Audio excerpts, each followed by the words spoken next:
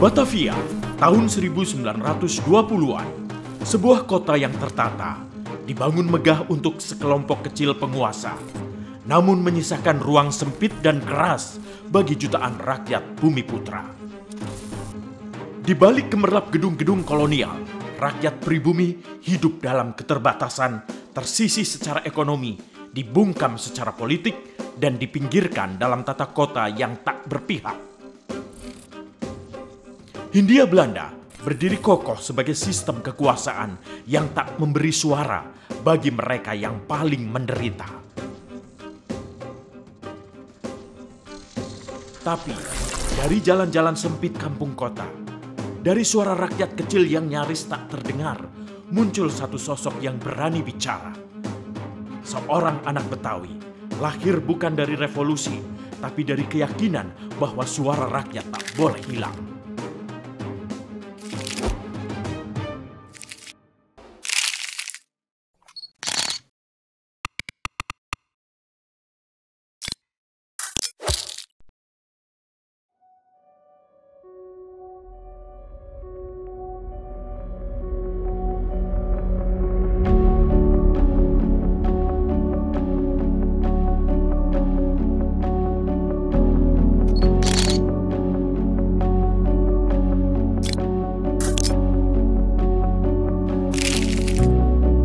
Pada akhir abad ke-19, di jantung Batavia dengan hiruk pikuknya, lahirlah seorang anak dari keluarga terpandang bernama lengkap Muhammad Husni Tamrin.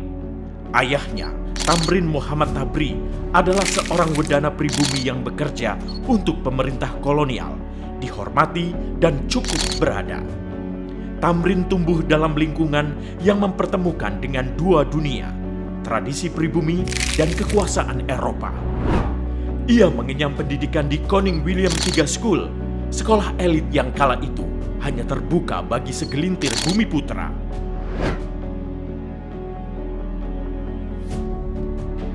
Namun di balik kenyamanan sosial, Tamrin menyaksikan kesenjangan yang menganga.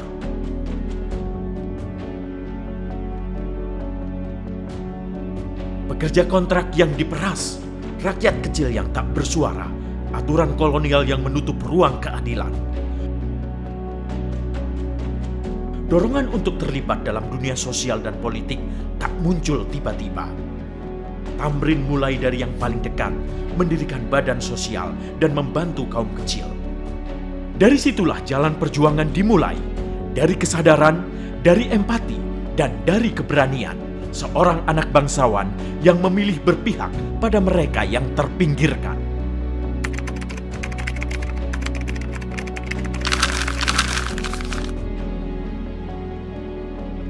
Satu sisi, beliau mempunyai kebolehjadian untuk bergaul dengan anak-anak Jakarta, anak Betawi at that time ya.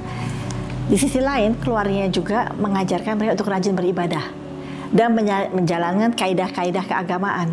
Tapi orang tuanya itu yang orang Indonesia itu memberikan keleluasaan untuk bermain dengan anak-anak Betawi, main di kali bareng-bareng, becek-becekan bareng-bareng, nggak dilarang.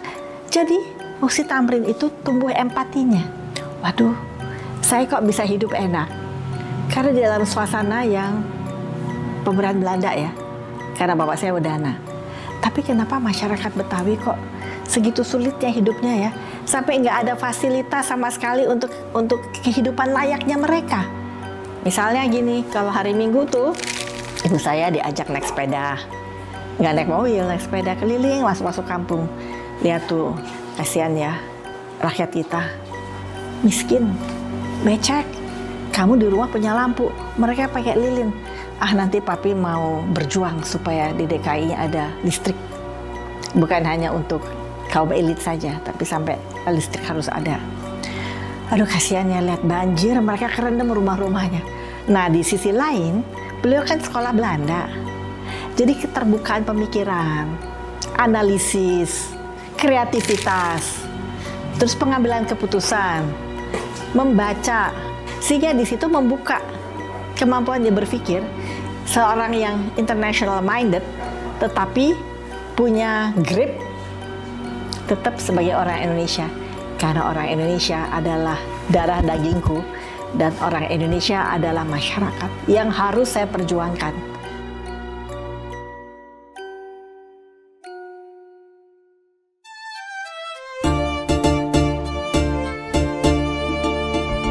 Di rumah dia juga berkomunikasi cukup akrab dengan teman-temannya, main di langgar, main di musola, di pengajian, belajar kepada guru agama.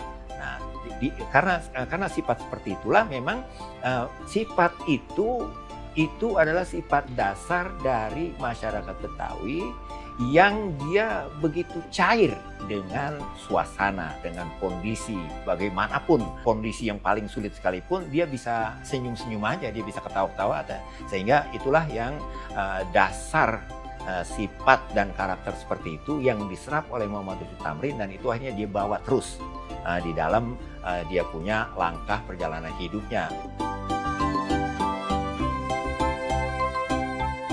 Ini sebenarnya Tamrin wawasannya sangat luas, pergaulannya sangat luas. Dia dekat juga dengan orang-orang Belanda pada waktu itu. Jadi pergaulan Tamrin lah yang membawa, karena Tamrin dari latar belakang keluarganya juga keluarga kaya lah ya. Kakeknya itu Tuan Ort itu memiliki hotel di daerah Petojo. Jadi latar belakangnya dia sebagai seorang ada keturunan Belanda memudahkan dia juga untuk tampil dalam pergaulan-pergaulan orang-orang Belanda sehingga bisa tampil dalam kelompok yang lebih tinggi seperti itu. Memang nggak bisa lepas dari Tamrin ya. Tamrin yang membawa ini gitu ya. Jadi kayak misalnya Tamrin duduk di Gementerat juga atas nama Perhimpunan Kaum Betawi. Jadi Tamrin tampil di sini sangat luar biasa membawa wakil dari Perhimpunan Kaum Betawi. Jadi emang tidak bisa lepas dari ketokohan Tamrin dalam hal ini. Struktur yang sangat luar biasa, bagaimana seorang pribumi bisa naik ke posisi tinggi ya dalam bidang pemerintahan, bahkan menjadi loko gubernur ya.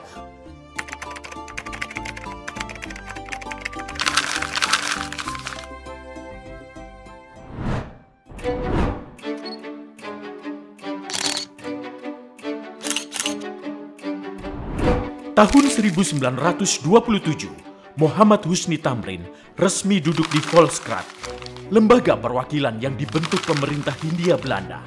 Sebuah forum yang lebih menyerupai teater demokrasi, di mana suara kaum pribumi nyaris tak punya kuasa. Namun, Tamrin melihat celah dalam sistem. Ia masuk bukan untuk tunduk, tapi untuk menyuarakan rakyat yang tak diundang bicara. Dalam sidang-sidangnya, Tamrin dikenal vokal, terukur, namun tajam.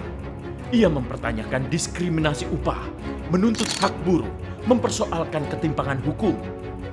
Ia tahu Volkskrant bukan ruang perjuangan ideal.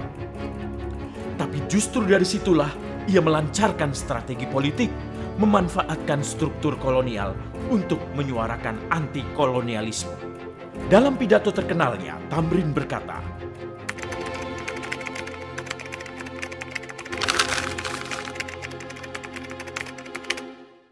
"Inilah politik dari dalam, menembus benteng penjajahan dengan akal, suara, dan keberanian."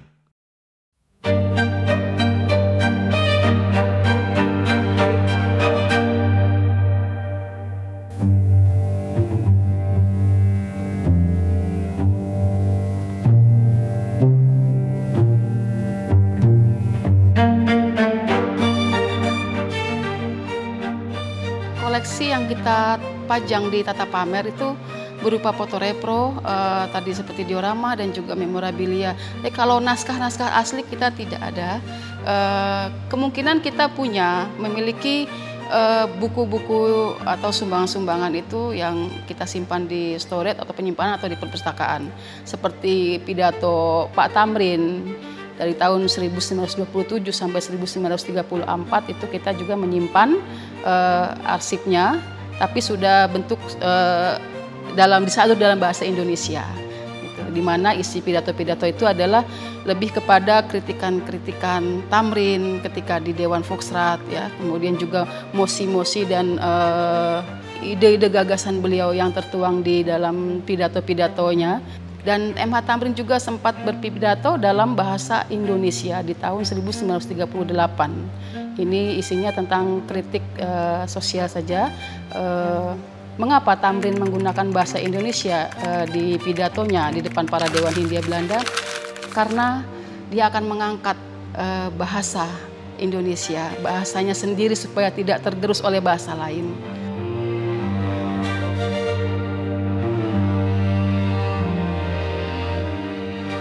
Museum MH Tamrin ini awalnya dihibahkan oleh keluarga MH Tamrin ke Pemprov DKI. MH Tamrin itu mempunyai koleksi hibahan dari keluarga yang terdiri dari radio, belangkonnya Pak MH Tamrin, ada banyak lagi, ada kursinya, ada peralatan rumah tangganya juga yang dihibahkan ke museum.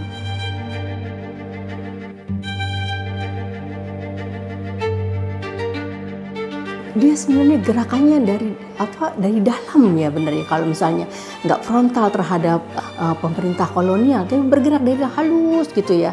Tapi dia berjuang terus, berjuang dengan kehalusannya seperti itu. Jadi gerakannya diplomasi sebenarnya, gerakannya dari dalam dan juga bisa membawa kelompok-kelompok lokal menjadi ke wawasannya lebih nasional seperti itu. Dia membawa perhimpunan kaum betawi menjadi lebih nasional gitu, lebih ke Indonesiaan seperti itu. Ada satu perhimpunan yang dimasukkan juga PPPKI, Permufakatan Partai-Partai Politik Kebangsaan Indonesia. Jadi Tamrin juga tampil di sana, waktu itu dekat dengan Soekarno kan pada waktu itu, tampil sebagai wakil juga dari Perhimpunan Kaum Betawi. Walaupun nantinya tahun 35 Tamrin lebih memiliki kewawasan nasional karena pemikiran beliau. Jadi sebenarnya nggak ditinggalkan sih ya, gerakannya tetap untuk kalau sebenarnya ada pembagian tugas sebenarnya. Kalau tokoh-tokoh orang-orang Betawi itu lewat Perhimpunan Kaum Betawi itu mengurus lembaganya itu untuk kepentingan orang-orang Betawi. Tapi ininya membawa kewawasan nasionalnya adalah Tamrin seperti itu. Jadi yang menjadi penggerak sebenarnya adalah Tamrin seperti itu.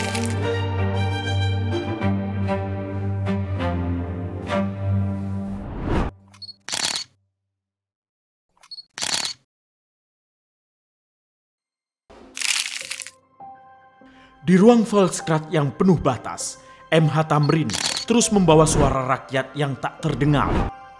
Ia memperjuangkan upah yang tak adil bagi buruh pribumi, menolak perlakuan diskriminatif, dan menentang ketimpangan sosial yang dibiarkan oleh pemerintah kolonial. Dalam pidato-pidatonya, Tamrin berbicara atas nama mereka yang tak duduk di ruang kekuasaan. Rakyat kecil, pedagang, petani, dan pegawai rendah. Ia bukan hanya anggota Volkskrant, ia adalah jembatan antara politik parlementer dan semangat pergerakan nasional. Tamrin membangun relasi erat dengan tokoh-tokoh pergerakan lainnya.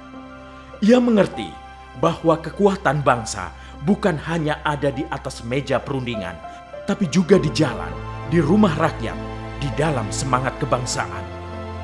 Di tengah tekanan dan batas, Tamrin menjadi penghubung antara harapan dan kenyataan, antara kekuasaan dan suara rakyat. Memperjuangkan hak-hak buruh, Tamrin menentang sistem kerja paksa, memperjuangkan upah yang tak layak, dan memperjuangkan akses pendidikan yang mudah bagi para buruh agar mereka punya kesempatan untuk mendapatkan pendidikan yang layak. Memperjuangkan infrastruktur untuk rakyat. Pembangunan pintu air Manggarai. Pada tahun 1918, hampir seluruh wilayah Batavia kebanjiran. Tapi pemerintah kolonial saat itu hanya menangani kawasan elit yang terdampak. Akhirnya, Tamrin berinisiatif membangun kanal besar sebagai solusi penanggulangan banjir untuk masyarakat Betawi di Batavia.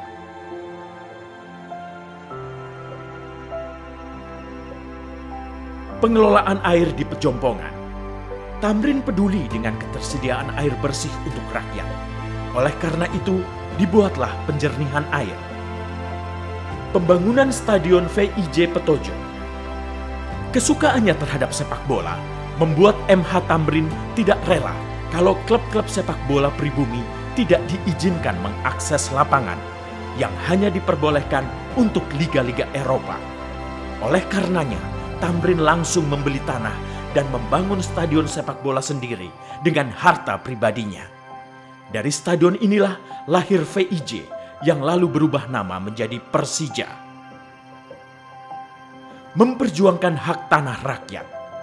Saat itu, MH Thamrin meminta tanah milik penduduk dan petani kecil diperlakukan sebagai satu kesatuan usaha per desa. Kesehatan rakyat. Pada saat itu, Rumah Sakit Batavia hanya diperbolehkan untuk orang-orang keturunan Belanda. Tidak tinggal diam, Thamrin memperjuangkan agar masyarakat Betawi boleh menggunakannya. Setelah perseteruan panjang di Volkskrant, akhirnya masyarakat Betawi mendapatkan haknya. Dia menyadari itu, saya orang sini. Seperti apapun saya bisa masuk kelas kepada mereka, tapi saya tetap orang sini. Oleh karena itu, sebagai orang sini, saya tentu harus mempunyai sikap kesinian saya itu dengan keberpihakan kepada saudara-saudara saya di kampung-kampung yang tidak seberuntung saya.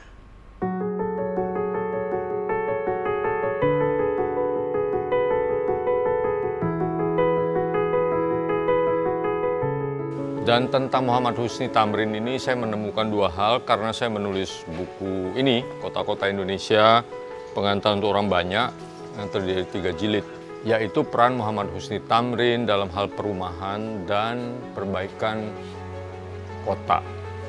Yang pertama, peristiwa ketika Muhammad Husni Thamrin diminta oleh suatu kongres yang disebut Kongres Desentralisasi dengan topik perumahan pribumi. Kongres itu meminta, di tengah jalan mereka meminta Muhammad Husni Thamrin bersama dengan anggota-anggota Volksrat pribumi untuk memberikan pandangan tentang bagaimana melaksanakan perbaikan kampung. Muhammad Husni Thamrin kemudian membacakan laporannya di hadapan Kongres. Antara lain dia mengusulkan perbaikan kampung dilakukan secara partisipatif melalui apa yang dia sebut kampung serat, Dewan Kampung.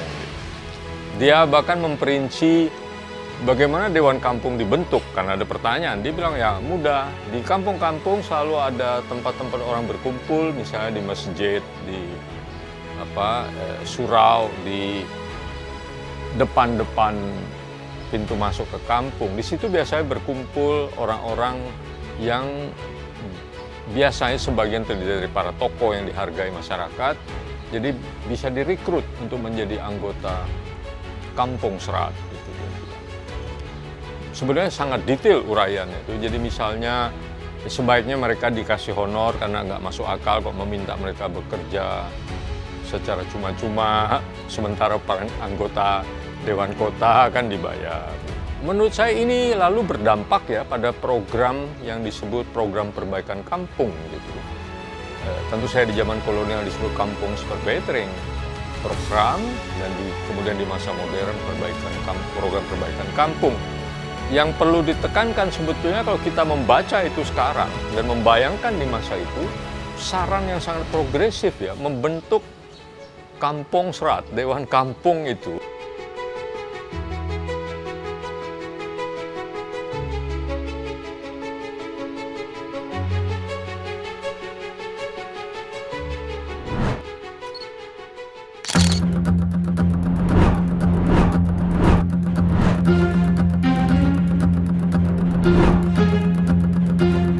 Semakin nyaring suara Thamrin membela rakyat, semakin dalam kecurigaan pemerintah kolonial terhadapnya.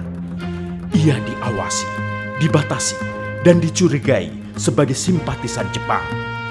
Sebuah tuduhan yang tak pernah terbukti, tapi cukup untuk membungkam gerakannya. Bagi pemerintah Hindia Belanda, Thamrin adalah ancaman. Seorang nasionalis yang berani menyuarakan keadilan dari dalam sistem mereka sendiri. Tapi bagi rakyat, Thamrin adalah harapan. Di tengah tekanan mental dan pembatasan fisik, Thamrin terus menulis, terus hadir di ruang sidang, sampai tubuhnya tak lagi sanggup melawan. Ia sakit, namun tetap dijaga ketat. Ia tidak menyerah, tapi tapi dijadikan musuh. Dalam senyap pengawasan itu, seorang pejuang perlahan melemah. Sebenarnya terkait dengan kebijakan sebenarnya. Pada akhir-akhir tahun 30 sampai 40 itu Tamrin lebih ke mana ya, terkena ide-ide dari Jepang sebenarnya. Mungkin karena itu juga yang menjadi konflik dengan pemerintah kolonial pada waktu itu. Tamrin banyak kan tokoh-tokoh nasional pada waktu yang lebih dekat ke Jepang pada waktu itu. Iya, masih banyak konflik, bukan konflik sih, perbedaan pendapat ya. Ada yang mengatakan meninggalnya nggak wajar gitu ya karena ada masalah terhadap pemerintah kolonial. Ada yang mengatakan emang sudah takdir Bang, seperti itu. Tapi ini penelitiannya lebih lanjut mungkin akan dilakukan terkait dengan masa akhir Tamrin seperti itu. Apakah benar dapat intimidasi dari pemerintah kolonial atau memang pada waktu kondisinya sakit pada malaria kalau nggak salah ya pada waktu itu seperti itu. Itu masih jadi perdebatan sebenarnya.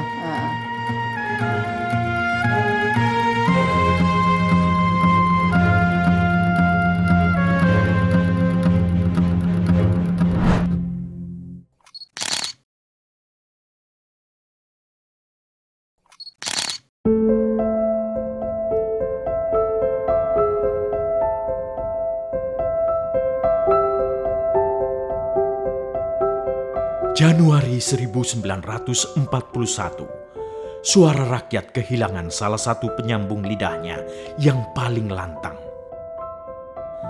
Muhammad Husni Tamrin yang selama ini bertahun-tahun berjuang di ruang parlemen kolonial wafat dalam sakit dan pengawasan. Ia tak pernah diadili, tapi juga tak pernah dibebaskan.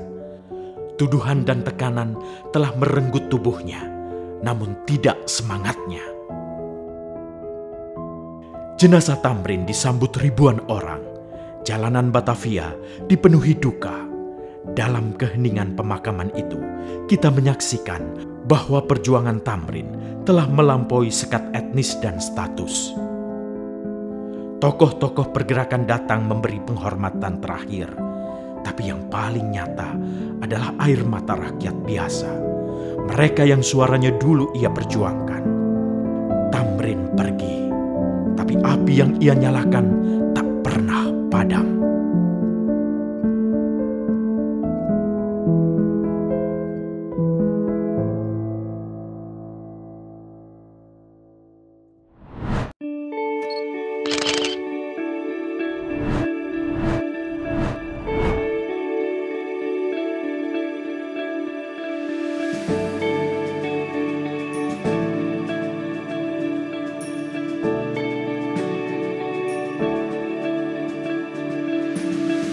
Warisan MH Tamrin tak berhenti pada pusara atau sejarah. Ia adalah pelopor sistem representasi rakyat. Sosok yang berani mengangkat suara kaum kecil di tengah parlemen yang dikendalikan penjajah. Dari langkah-langkah kecil di Volkskrant, ia membuka jalan bagi perwakilan rakyat yang lebih sejati. Hari ini, namanya terpatri di jalan-jalan utama kota, di ruang sekolah, di buku-buku sejarah, bahkan dalam denyut demokrasi kita. Tapi warisan sejatinya bukan pada nama, melainkan pada keberanian untuk bersuara. Saya rasa pertama multikultur dan egaliter. Multikultur, bahwa karakter kota ini adalah karakter multikultur. Oleh karena itu, dengan multikultur itu kita menjadi egaliter. Egaliter itu lu silahkan datang ke sini. Silahkan kita bersama-sama. Silahkan kita berdiskusi. Silahkan begitu. Dua sikap itu maka saya rasa akan berangkat periode dari sini untuk mewarnai kembali Indonesia pada masa depan. Proses menjadi Indonesia yang kedua akan jalan lagi dari Jakarta. Meskipun dia sudah tidak lagi menjadi ibu kota, karena ini adalah magnet bagi kebersamaan kita, magnet bagi kita menjadi diri kita sendiri. Dan itulah yang memang sejak zaman Husni Tamrin itu yang disuarakan oleh Muhammad Husni Tamrin, sehingga dia menggedor-gedor, ayo kita mendusin, ayo kita mendusin.